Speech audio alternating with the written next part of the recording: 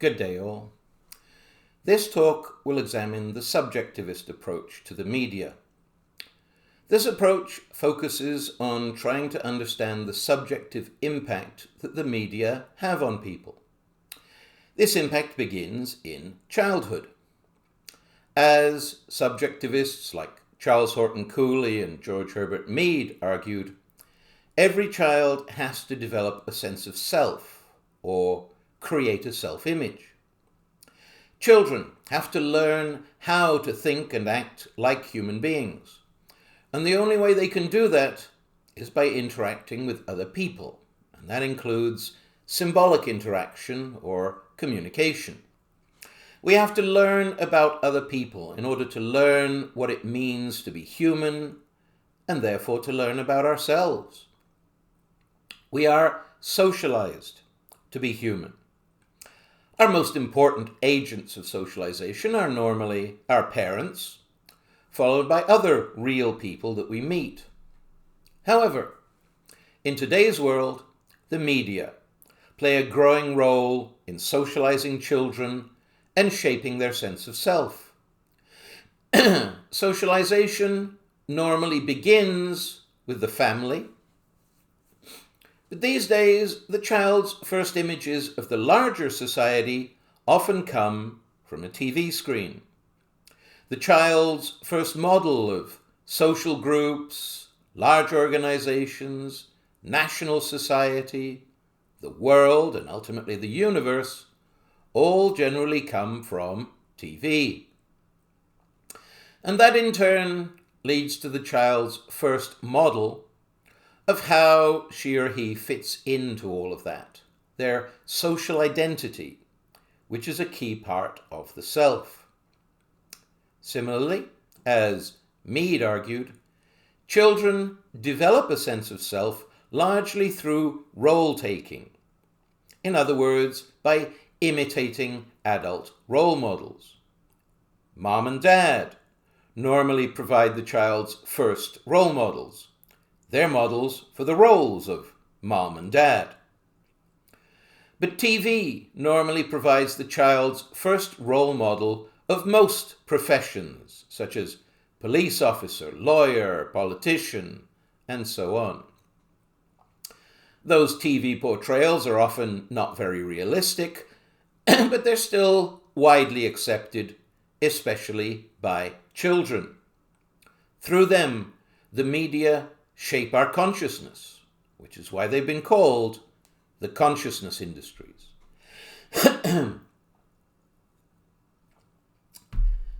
To young children, adults are authority figures, and that includes adults on TV. So, young children tend to believe everything adults tell them, and that includes adults on TV. This can make the media very influential on young children. However, this phase does not last. Over time, children see adults making mistakes or lying, and they realize that not all adults can be believed. For example, studies show that by the age of 12, most children have developed a global distrust of ads. In other words, they've figured out that you can't believe what ads say. As teenagers, some kids extend this global distrust to all adults and enter a rebellious phase, rejecting all adult authority. But, whether they like it or not, they keep getting older, and eventually they become adults themselves. And as adults, most people arrive at a balance. They neither accept nor reject other people's opinions just on principle. Instead, they listen to other people, both in real life and the media, and they respect their opinions, but they don't feel obligated to agree with them. Rather, they use other people as resources, as sources of information, which they then fit into their model of society. In other words, adults listen to other people, but then make up their own minds. But it's only possible to do this once your basic self-image has solidified. Once you know who you are, you're not going to change your basic opinions just because you hear something new, especially in the media. However, not everyone is able to develop a stable sense of self. Some people have childhoods made unstable or traumatic by events like being orphaned, being crippled, being physically and or sexually abused, and so on. Under these circumstances, reality can be so painful that the child retreats into a fantasy world, very often one provided by the media. The line between fantasy and reality becomes blurred in their minds. For example, the actress Heather Tom played Victoria Newman on the soap opera The Young and the Restless from 1990 to 2003. In an interview, she once said, quote, "I had been on the show for about a year and I was in a mall when a woman came up to me and said, 'I see you every day in my TV set. Can't you see me through your TV set?' I told her, I don't watch much TV. Her boyfriend was standing right there, and he didn't appear to think she was saying anything unusual. She kept asking, 'You mean you don't know me?' Now, anyone who watches a long-running TV show comes to feel like they know the characters and have a relationship with them. This media relationship is termed a parasocial relationship, which is where you feel like you know a media personality, but they don't know you. There's nothing wrong with having parasocial relationships as long as you know that is what they are and don't start to believe that they are real social relationships, like the young lady who spoke to Heather Tom. She appears to have been relatively harmless. However, there have been cases of unstable individuals being inspired to violence by media products. Just to give a few well-known examples. The man who shot President Ronald Reagan was obsessed with the actress Jodie Foster and the movie Taxi Driver. The man who shot and killed John Lennon identified with the protagonist in J.D. Salinger's novel Catcher in the Rye. And Charles Manson, before he went on his killing spree, read Robert Heinlein's novel Stranger in a Strange Land. Now, Stranger in a Strange Land happens to be my favorite novel of all time. And it is true that, towards the end of the novel, the hero kills a number of bad guys.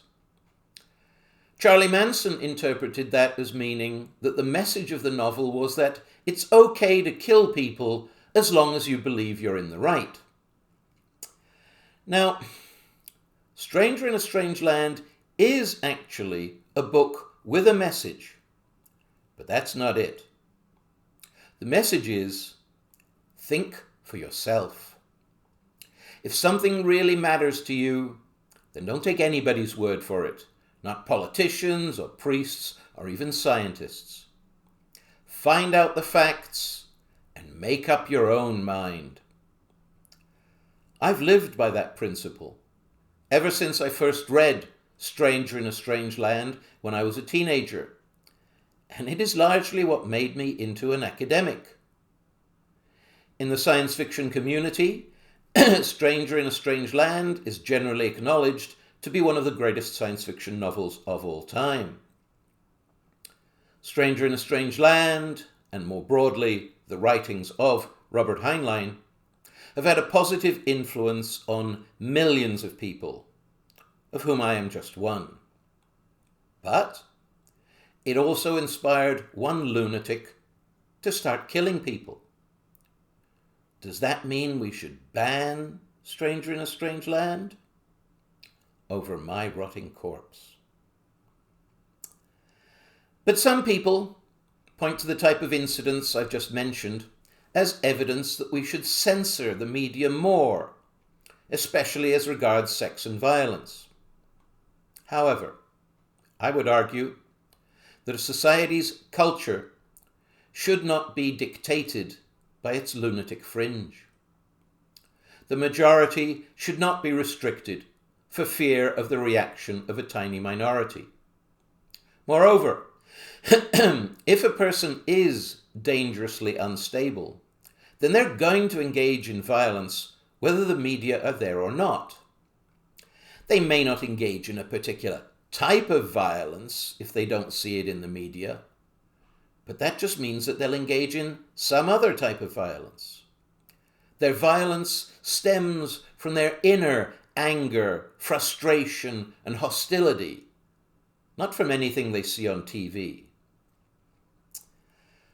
One final example for Canadian content, Anne Murray. Anne Murray has a stalker, a man who's firmly convinced that her songs contain hidden messages for him only, professing her love for him. She has had to get a restraining order against him, and he's been incarcerated. Now, Anne Murray may have the most wholesome image of any person in the media, and her songs are mostly sweet, middle-of-the-road love songs. And yet, some nut managed to turn that into the inspiration for actions which were irrational and potentially dangerous. I would argue that if you can turn Anne Murray into the inspiration for something crazy and nasty, then you can do the same with literally any media product. That's why censorship can be a very slippery slope. In the name of political correctness, recent years have seen the rise of cancel culture, which seeks to cancel or censor all offensive aspects of our culture.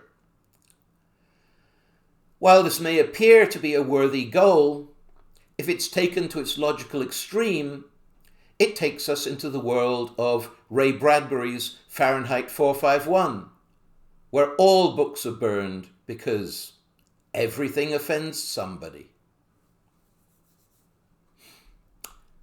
Theorists like Cooley and Mead focused on the development of the self in childhood. Other theorists, like Canadian-born Erving Goffman, focused on the self in adulthood. Goffman argued that the self is not just created by the individual. It is created in a process of social interaction and symbolic interaction between the individual and other people. Goffman said that we go through our lives playing social roles, and that every role involves the creation of a persona or self-image of ourselves playing that role. So, as we play roles and interact with others, everyone constantly engages in a process of presentation of self, presenting a particular self-image to others. This involves engaging in impression management. As we play our roles, we try to create a good impression. This is partly because we want other people to like us, but more importantly, said Goffman, it's because we cannot play our role unless other people accept us in it. So, we try to give the impression that we know what we're doing, that we're good at our roles, so that others will work with us in playing those roles.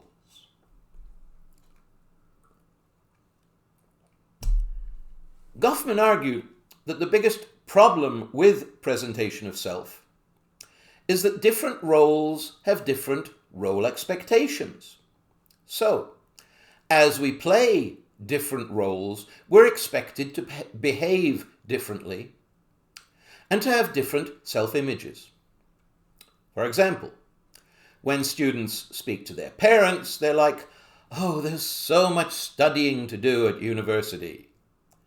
But when they're speaking to their buddies, they're like, "Hey, it's the weekend, let's partay."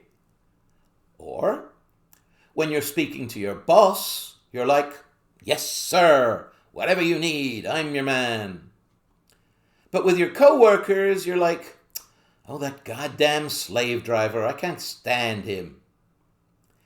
Now, this works as long as you can maintain audience segregation, meaning that you keep your audiences separate so that no one catches you contradicting yourself. However, this is becoming increasingly difficult for public figures to do because the media capture their words and present them to the whole world. Politicians, in particular, are well known for saying one thing to one group of people and the exact opposite to another group. For example, I have an article which appeared in Regina's newspaper, the Leader Post, back in 1998, about then Saskatchewan Premier Roy Romanow, which I'd like to read you some brief extracts from.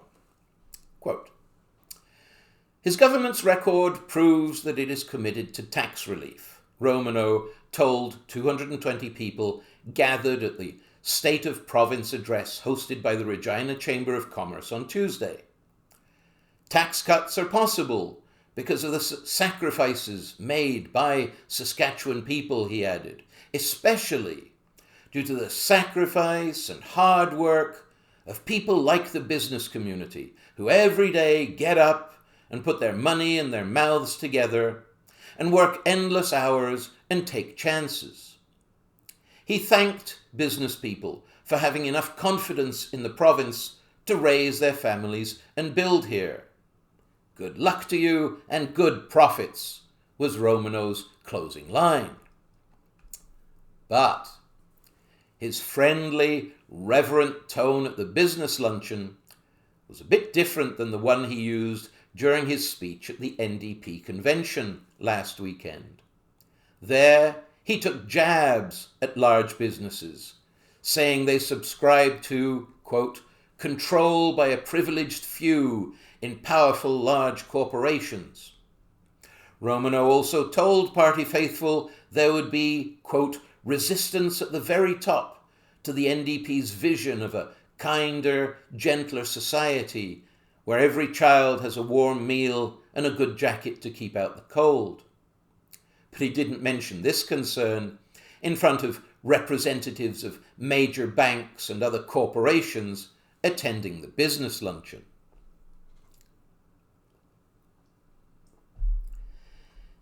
Getting caught in contradictions like this contributed to the relatively swift demise of Romanow's political career. As politicians realized the dangers of the media, most responded by refusing to be drawn into specifics with anybody about their policies or beliefs so that they could not be caught out, and instead counted on smiling nicely and making a good, if bland, impression. "Vote for me because I'm a nice guy, not because I'll do anything in particular if elected." This strategy worked well for a whole generation of politicians. The problem is that people have got sick of it. They're sick of bland bureaucrats who don't really stand for anything. I would argue that the elections of Barack Obama, Donald Trump, and Justin Trudeau are all, in their very different ways, public reactions against the blandness of politicians like the Bushes and the Clintons in the US, and in Canada, Mr. Bland himself, Stephen Harper. Donald Trump got caught in contradiction after contradiction, lie after lie, scandal after scandal. And yet, millions of Americans voted for him, at least partly because he is most definitely not bland. On the contrary, he's colourful, mostly orange, but colourful. Goffman also argued that social roles are like theatrical roles, in that they both have an onstage and a backstage, or public and private areas. When you're playing your role, you're on stage, in public. But in order to be able to play your role, you have to have a private backstage area where you can relax and prepare to go on stage. For most people, going to work is going on stage, going home is going backstage. And again, you behave differently and present different self-images on stage and backstage. For public figures, the problem is that the media loves to bring their backstage lives on stage, meaning drag their private lives into public view. Now, some artists, like Madonna and Taylor Swift, have just cheerfully used all of this as free publicity to sell more of their songs and movies. But others have not fared so well. In politics, Bill Clinton in the US and Rob Ford in Canada, and in entertainment, Bill Cosby in the US and Jian Ghomeshi in Canada. These are just a few examples of people whose careers have effectively been ended by their private lives becoming public, usually due to some sex scandal. The general public would no longer accept them in their public role, so their careers were over. Moreover, although the media present these scandals by focusing on prominent individuals, over time they add up to a social reality, the reality that many men in positions of authority, especially in the entertainment industry, have abused their authority to sexually harass women. This subculture of sexual harassment is finally now crumbling, largely because the media have publicized so many harassed women's stories and have helped to create the #MeToo movement. But long before Me Too, in the 1980s, Joshua Meyerowitz built on Goffman's work, arguing that the media were helping to break down social barriers and social privileges. He argued that some social roles, such as male corporate executives, maintained their privileges in part by keeping much of that role a secret. What goes on behind the closed doors of corporate boardrooms is generally unknown to the outsider. However, the media have been nibbling away at that veil of secrecy, and that doesn't just apply to sexual predators.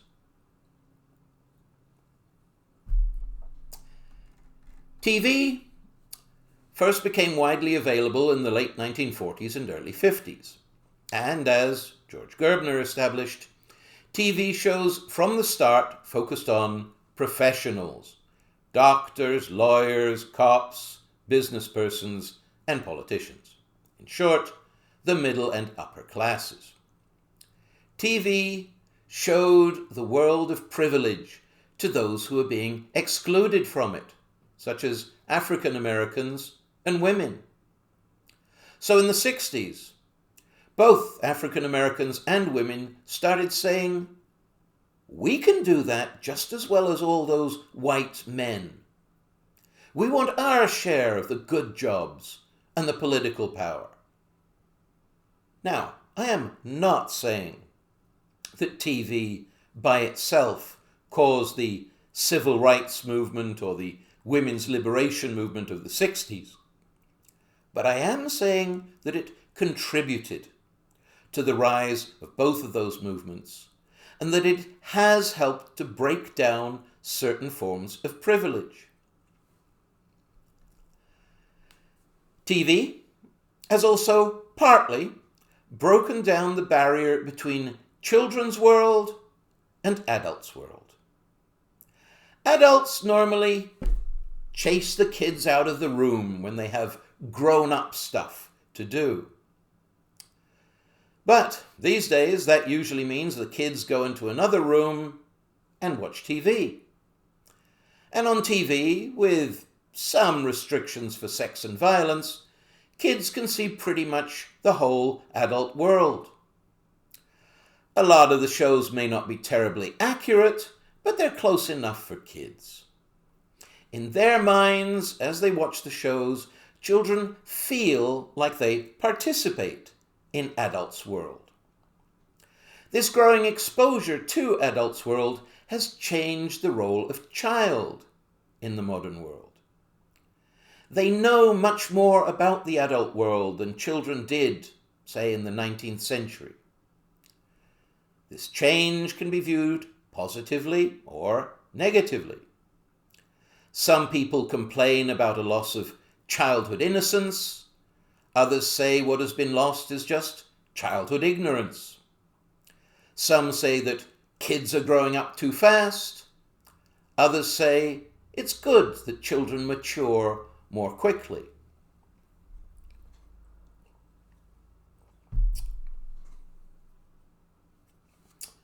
Who you side with is up to you, but bear this in mind. Those who believe that children should not be exposed to adults' world, especially sex and violence, generally identify themselves as conservatives, harking back to the good old days.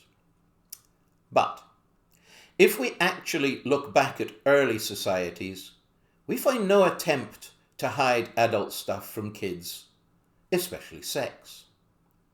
In tribal societies, Mom, Dad, and the kids all slept together in one tent or hut. And if Mom and Dad wanted to have sex, they did, even if the kids were watching. Similarly, in agricultural societies, peasant families could only afford one big bed in one bedroom. So Mom and Dad just pushed the kids aside and got on with it. Even more importantly, children were expected to start working alongside their parents, whether hunting and gathering or farming, as soon as they were physically able to work, which normally meant from the age of 5 or 6. So, there was no separate children's world. They were just small adults. Most children were only taken out of the workforce and instead put into school in the 19th century because industrial society needs an educated workforce. So, the tradition of separating children from adults' world is actually quite a recent one, and one that seems to be already breaking down.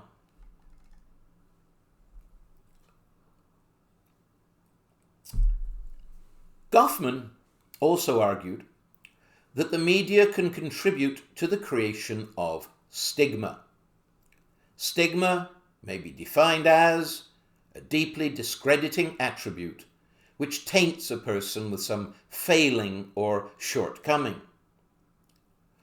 Although stigma is felt by the individual, it is essentially a social phenomenon because it is applied by society to categories of person or social groups. The majority of society decides that some minority has something wrong with them, and so denounces and even persecutes them. And society can decide that just about anything is wrong. Large numbers of people have been persecuted because of having the wrong race or ethnicity, religion, gender, sexual preference, occupation like prostitute, personal habits like drug use, and so on. The media have contributed to the imposition of stigma, particularly by spreading negative stereotypes. Things have improved in recent years, but early TV portrayed virtually all women as dumb blonde bimbos, all African Americans as criminals, the unemployed as lazy bums, and so on. Stigma imposes a double burden, public and private. If you're stigmatized, the general public looks down on you and is unlikely to give you any good opportunities in life. And then when you fail, you also privately feel shame, low self-esteem, and despair. The whole thing is an exercise in blaming the victim. We deny some people the rights and opportunities that others get. Then, when they fail in life, we say it's their own fault for being who they are.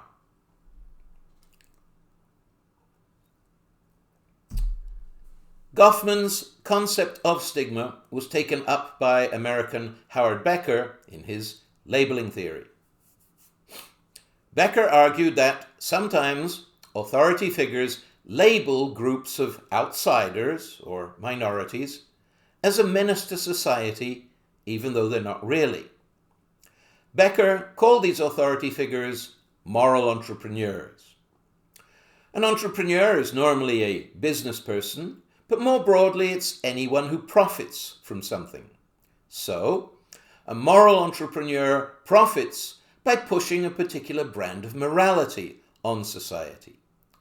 By using the media, such persons can create a moral panic, which leads to a moral crusade against some minority group who are labeled as being immoral for some reason. The media will generally cooperate because it benefits them as well.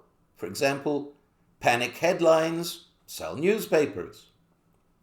And of course, the person or group who pointed out this immorality has to be the one to lead the crusade, so they are given money and power. In this way, a social balance is maintained. One group goes up in society by pushing another group down. The first person to use the modern electronic media in such a fashion was the master labeler of the 20th century. Who am I talking about? Adolf Hitler. Germany's economy was falling apart in the 1920s, so Hitler said, "Blame the Jews." Now, the real reason for Germany's problems was that they had just lost World War I, nothing to do with the Jews. But Hitler rode his campaign of persecution until he became ruler of Germany and practically of the whole world. Since Hitler was defeated, other Western politicians have created other boogeymen: communists, drug lords, and these days terrorists. They justify endless calls for more law and order, which really means more money and power for the rich and powerful. Moreover, these groups of outsiders serve as scapegoats. Politicians blame all of society's problems on them, thereby deflecting attention from the problems that the politicians and their friends in big business have created, which are usually much worse.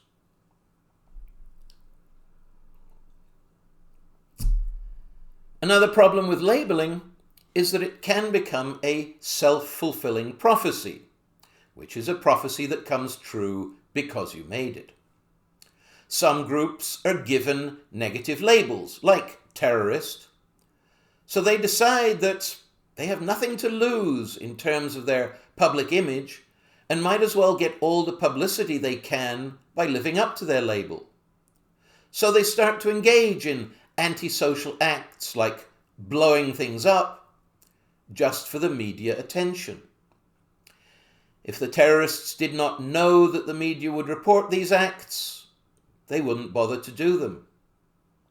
For example, 9/11 was ultimately one giant publicity stunt for Al-Qaeda.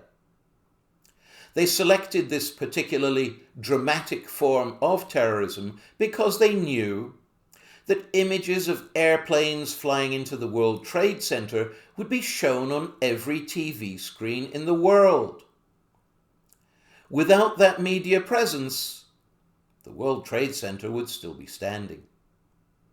So, the media can not only help to create labels, they can also help to make them come true. However, on the flip side, the media are themselves sometimes unfairly labeled, as when they get blamed for causing violence when, as I've said before, it's real-life violence that causes more violence, not fictional media violence.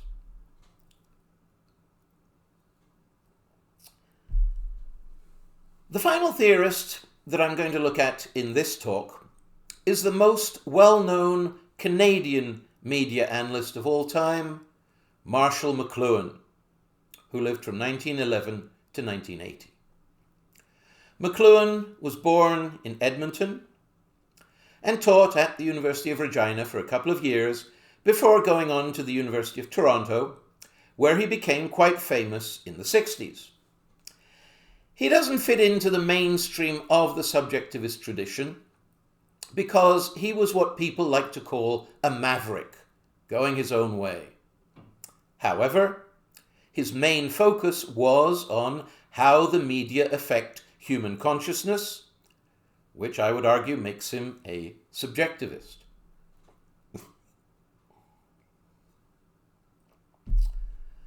McLuhan's most famous saying was, "The medium is the message."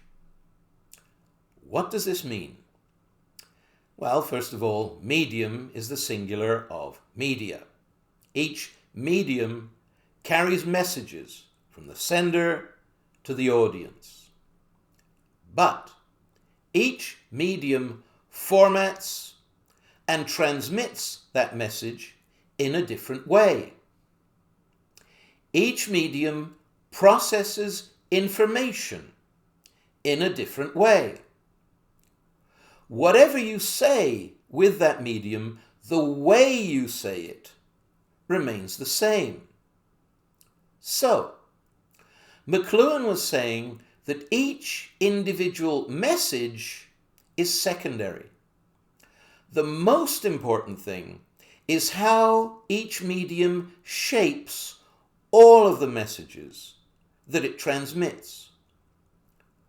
McLuhan said that structural functionalist methodologies like content analysis are just superficial, because the content of the media changes all the time.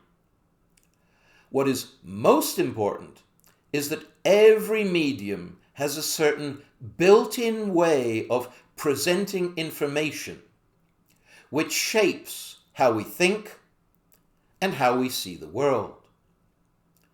This means that when new media are invented, they provide us with a whole new way of seeing the world. The more society uses a medium, the more it pushes everyone to think in a particular way. Usually, we don't think about the way we think, but McLuhan did.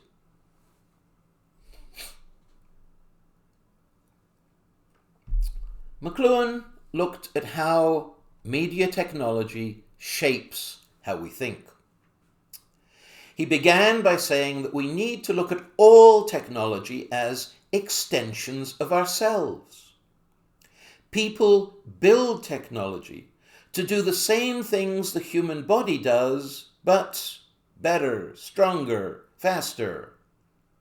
For example, you can grasp something with your fingers, but you can grasp it more firmly with pliers. The pliers are an extension of your fingers. You can hit something with your fist, or you can hit it harder with a hammer. The hammer is an extension of your fist. A chair is literally an extension of your butt, lifting you off the floor. A bicycle is an extension of your legs. A computer is an extension of your brain, and so on.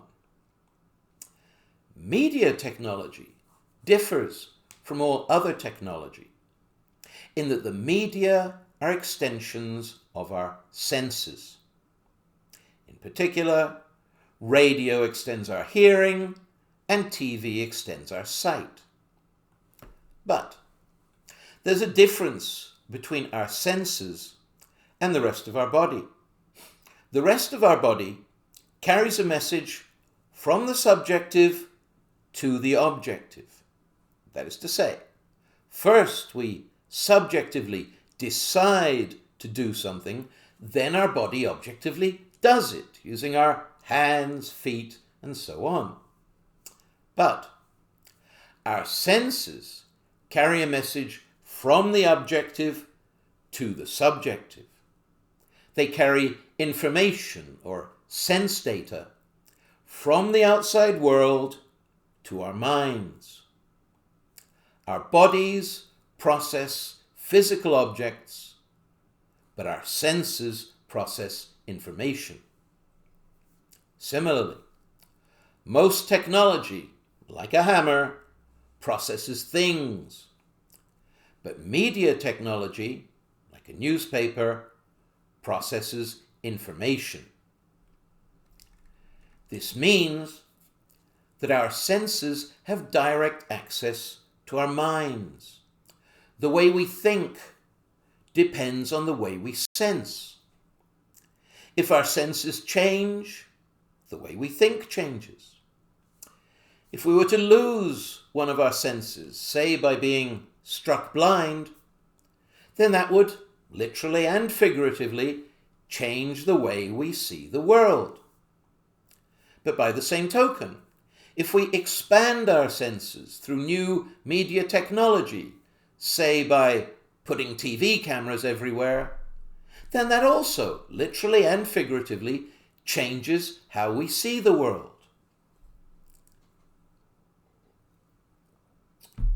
McLuhan argued that every medium, like every language, has its own grammar or structure. This grammar can be hot or cool. The difference is one of definition or intensity of information. Cool media provide information in a diffuse way, using several senses, so they only require a low level of involvement by the audience. Hot media provide information in a concentrated way, using just one sense, so they require more concentration by the audience. For example, TV is cool, print is hot. So you can have the TV on and still do housework or homework. But if you're reading a book, you have to concentrate on the book. McLuhan argued that in the course of history, the media have gone from cool to hot and back to cool. McLuhan divided the history of the media into 3 stages: oral language, written language, and electronic media. Talking is cool, writing is hot, electronics are cool. These 3 stages correspond to the 3 main stages or types of society: hunting and gathering or tribal society, agricultural society, and industrial society. Since different media emphasize different senses, each stage has its own sensory balance, which changes as senses become more or less important.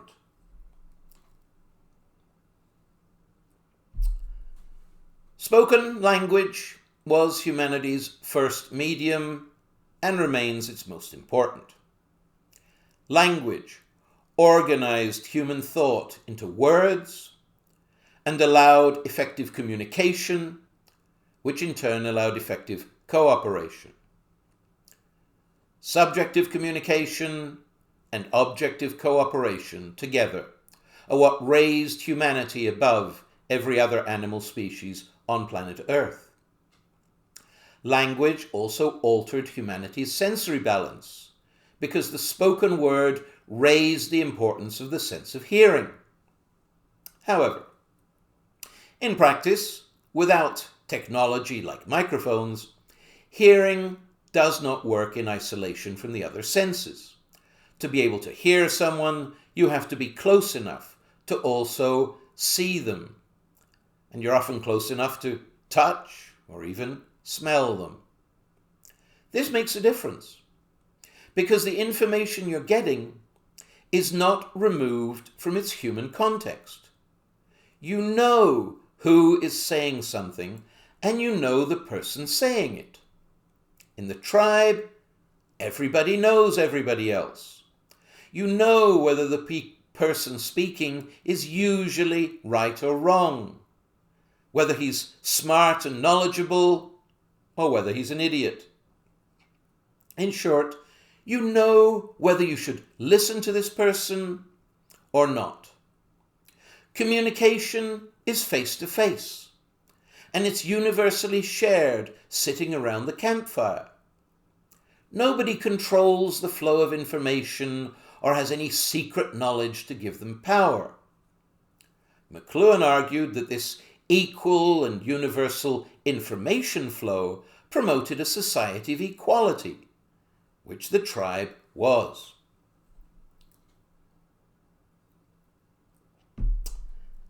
The invention of writing changed everything.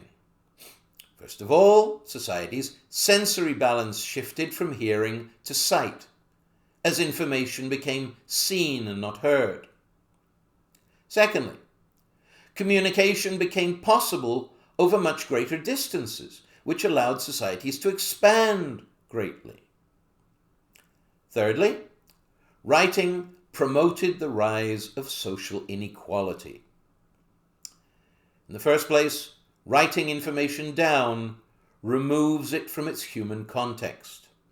The reader cannot see, hear, touch, or smell the author.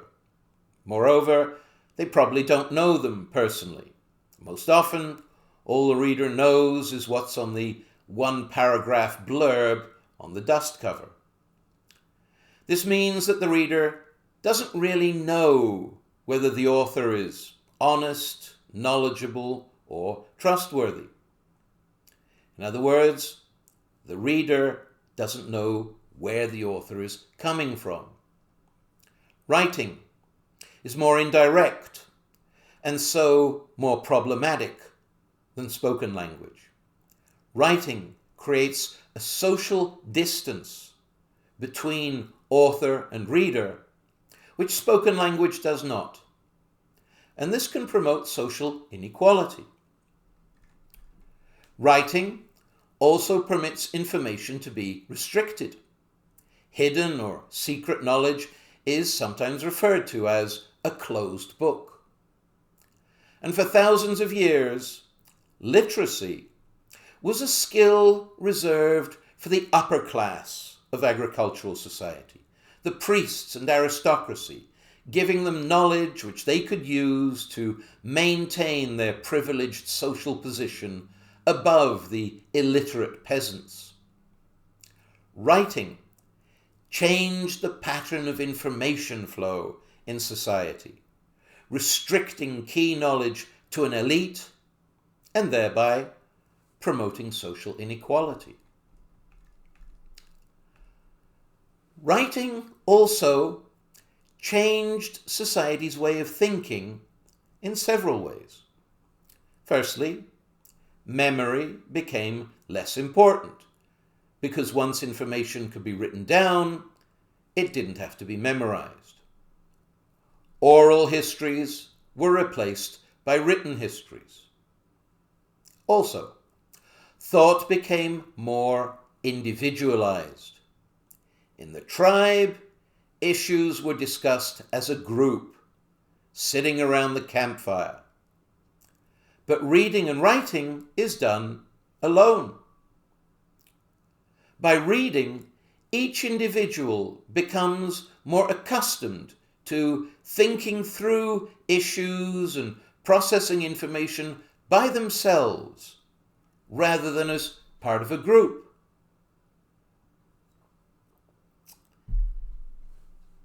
Thinking also changed in that it became more linear. Writing puts information into lines.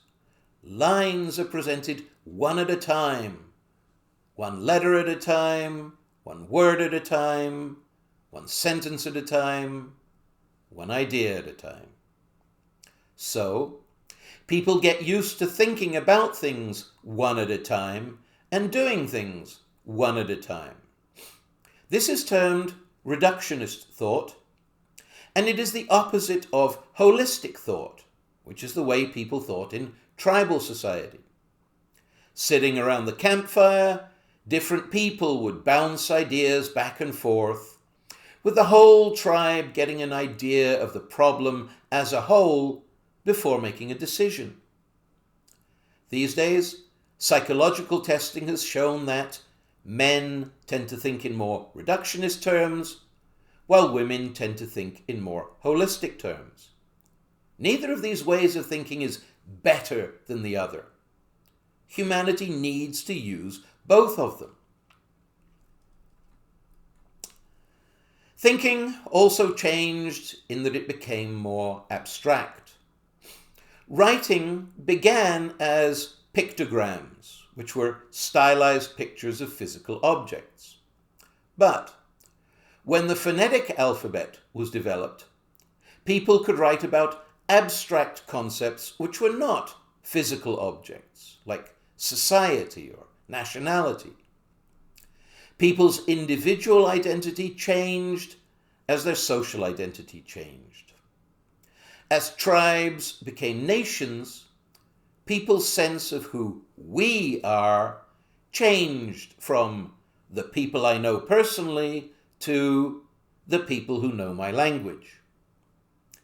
An individual can see all the members of their tribe, so it consists of specific people they know.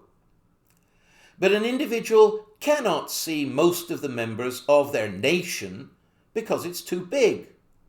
So their allegiance is based on a much more abstract concept used to tie people together, their nationality.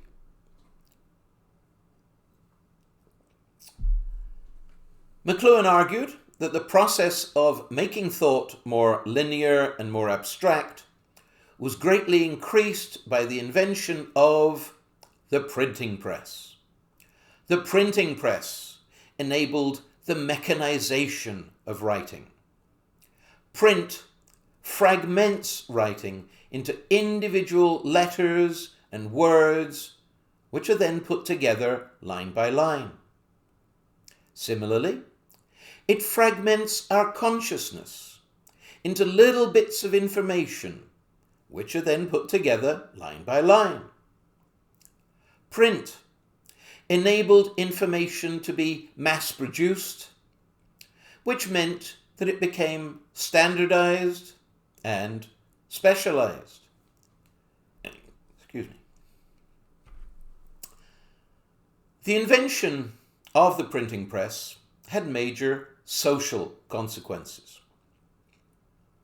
First of all, the printing press broke the monopoly of the Catholic Church, first on the Bible, then on written knowledge in general, which led to a decline in the social position and power of the Church.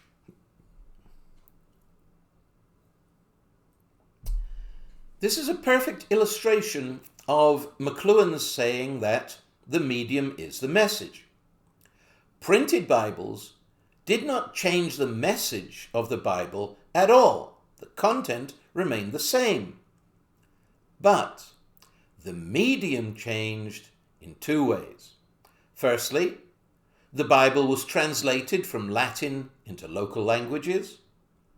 And secondly, the Bible went from being handwritten to being mass-produced. These two changes in medium made the Bible much more widely accessible, and in doing so, changed society's relationship with the church.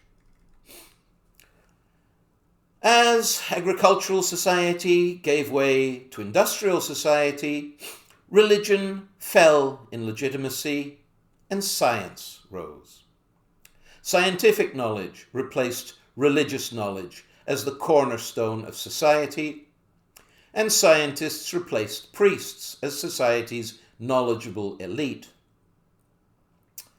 However, in early industrial society, knowledge continued to consist of written knowledge. Education was based on written knowledge, especially as found in books. This meant that only the linear, reductionist way of thought promoted by writing came to be accepted as rational. Other ways of thought, such as holistic or tactile thought, were discredited and dismissed. The problem with that is that if you break things down into little problems which you solve one at a time, then by the time you get to the problems of the big picture, such as the global environmental damage being done by industry, it may be too late. The invention of the electronic media transformed society again, said McLuhan. He argued that the first electronic medium was electricity itself. In accordance with McLuhan's dictum that the medium is the message, he said that the most important thing is that we have electrified society. The many things or messages we use electricity for are secondary. Electricity is like no other power source. All other power sources can do just one thing. Coal burns, steam pushes, and so on. But electricity has a potentially infinite number of uses because it can power a potentially infinite number of different gadgets that people invent. This is because, said McLuhan, electricity is pure information. In itself, it's a medium without a message. We tend to think of electricity as flowing through a wire like water through a pipe. But this is incorrect. Nothing flows. What happens is that information is transmitted, telling the wire to change its state from inert to charged. Electricity is that information. Electricity is also like no other medium in that it transmits information instantaneously, or more precisely, at the speed of light. Electrifying society, therefore, enormously speeded up and expanded the flow of information. It allowed us to communicate instantly with people on the other side of the world. Indeed, thanks to electricity, said McLuhan, we now live in the world of instant everything. Being instantaneous also means that events could be simultaneous. You could push one button to set 100 different things happening at once. McLuhan argued that this has made linear thinking obsolete. He said events and pieces of information no longer come at you one at a time, they come at you all at once. This is why we need to return to the old holistic thinking. In particular, McLuhan argued that our education system needs to change. Our present education system is compartmentalized into an ever-increasing number of ever-diminishing specialties, each of which has a specific body of knowledge that its students must memorize. But this approach is becoming increasingly inappropriate when both scientific knowledge and its economic application change so fast that a degree can be obsolete by the time you graduate. Moreover, the electronic media have made it pointless to memorize information when you can instantly look it up.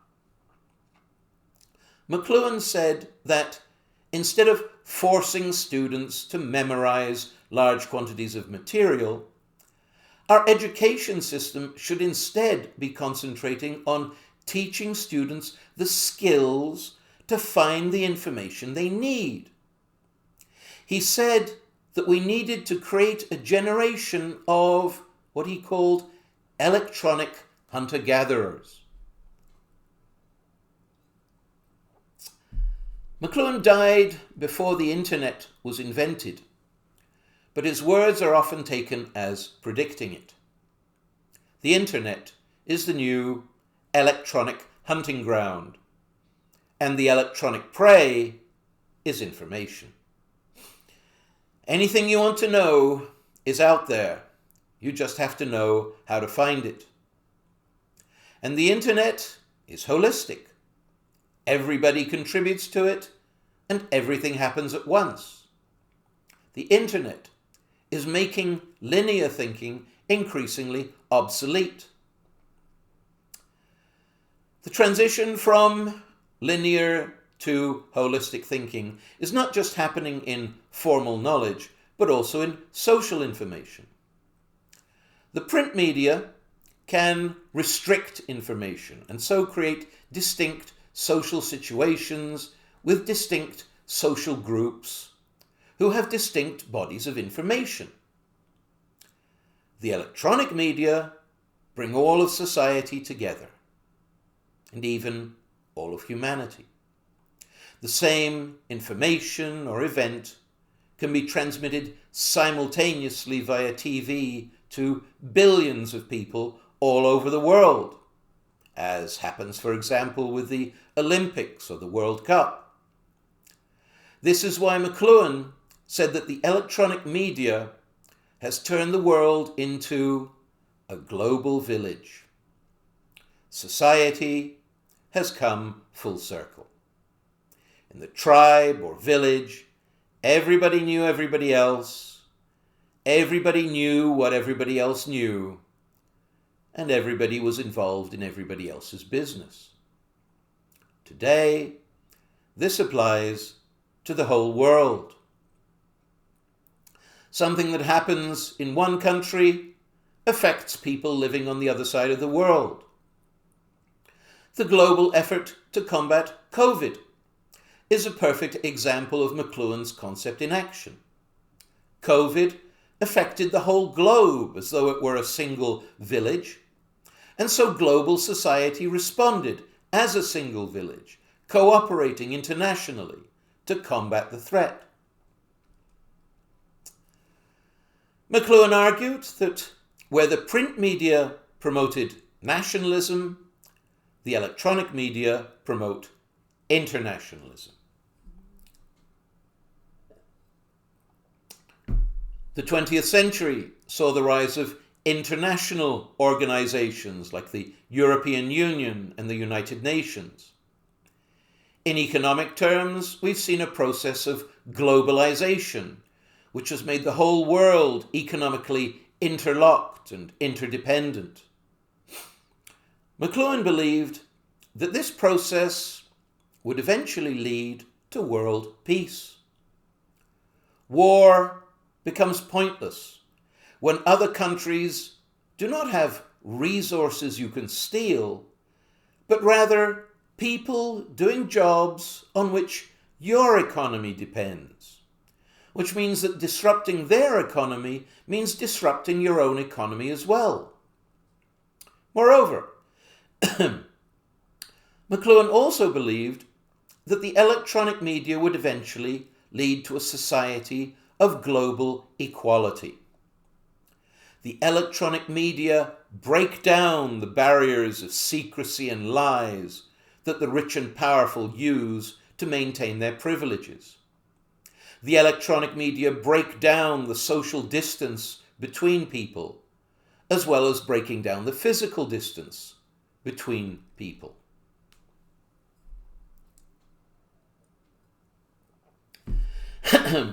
In conclusion, McLuhan said that the electronic media are not only abolishing war and inequality, they are also, quote, abolishing both time and space.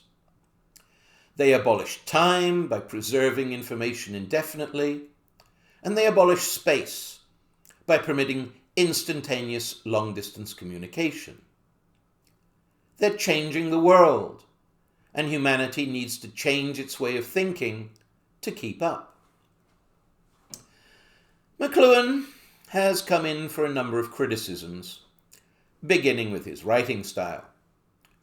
True to his own beliefs, he wrote in a holistic fashion, pulling bits and pieces of information from different subjects and using them to illustrate general themes, moving in an endless series of digressions rather than in linear point-to-point fashion. The problem with this is that for those who've been trained in linear thought, which means just about everybody except McLuhan, it makes his writing very difficult to understand. Some people also do not like McLuhan's fondness for dramatic catchphrases like "the media are abolishing time and space," saying that they exaggerate and are misleading. I would agree that sometimes McLuhan deliberately exaggerated for effect to get his message across, and that in reading his work you need to be aware of that. However, even allowing for hyperbole, McLuhan has been criticized for overestimating the power of the media in society.